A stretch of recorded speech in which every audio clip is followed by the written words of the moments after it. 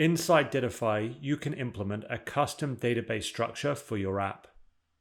You can do this from inside the Data Models tab. To get to the Data Models tab, click on the table icon in the sidebar here. This takes you through to the Data Models tab. In this view, you can see the tables that are available for your app. Add new tables, create relationships between tables, set unique constraints, manage dependencies, control data access, import data, and administer the data for your app. In my case, I have already got a table in my database called users, which you can see here.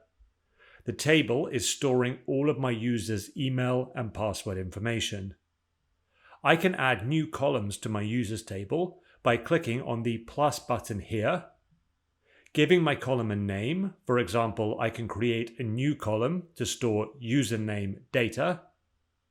Set a field type for this data. For example, here I'm going to set a field type single line text, and then press save.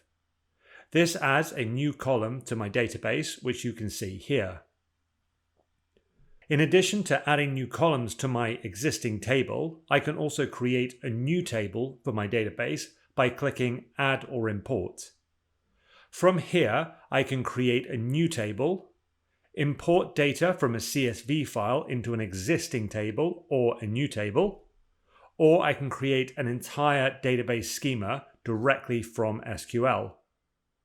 In my case, I'm going to import a CSV file that I have on my computer, which lists a number of employee records that I want to use in my app development. To do this, click on the CSV option, and then choose the option to add data to a new table. Next, choose the file to import. In my case, I'm going to select this employee data file. Now, at this point, Dittofi will give you a preview of what your data is going to look like. We do our best to check that all of the data is valid, but it is a good idea to scan the data and check that the column headers are all correct. Once you're happy that the data looks good, click Import, and you'll see that all of your data gets immediately added to a new table like so. You can then rename this table by clicking on the drop-down arrow here next to the table name, and then clicking the option to rename the table. I'm going to rename my table to say employees, because this table is storing employee data. You can edit the data that is stored in these tables. To do this, search for the record that you want to edit. You can search for the record in several ways. For example, you can use the filter button at the top of the table here to filter for one record. Or alternatively, you can scroll through the dataset until you find the record that you want to edit.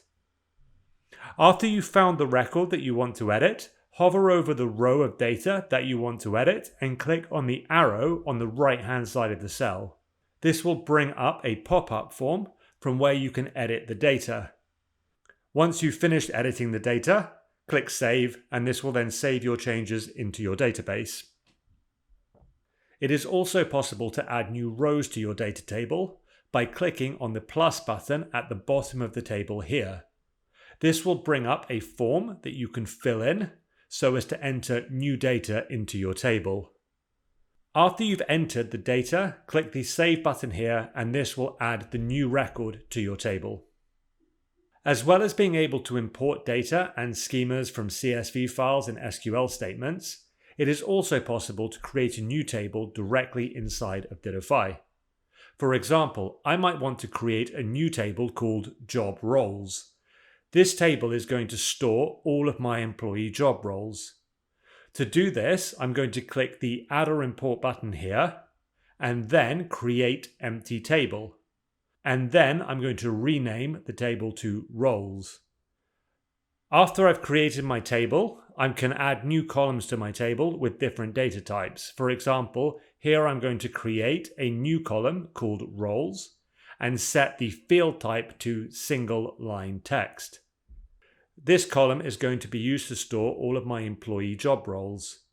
Now, if I want to add a couple of roles, I can do this by clicking the plus button here, and then adding a job role for, let's say, a manager, and click Save. And then I can also add one for, let's say, marketing, and click Save. And then finally I can say add one for developer, and click Save. It is possible to create a relationship between my employee table and my roles table.